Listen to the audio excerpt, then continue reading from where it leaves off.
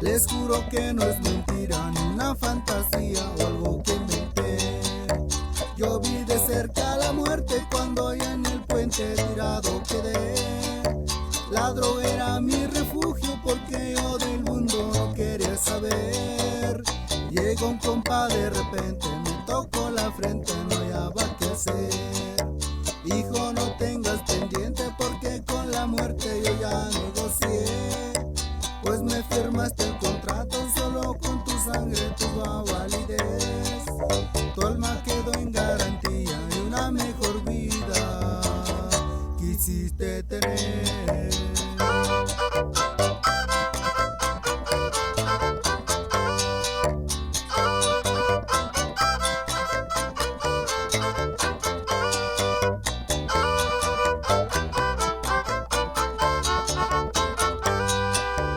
Esta historia es verdadera, aunque no lo crean, fue lo que pasó.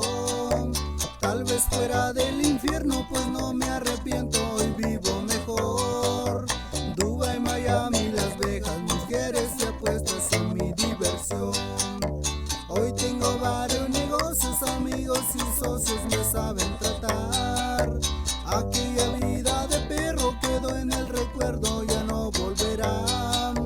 No soy el mejor ejemplo, pero en la miseria no aguantaba más.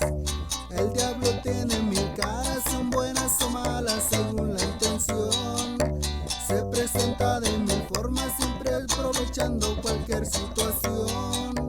Me sacó de la pobreza, cumplió su promesa y hoy soy jadoso.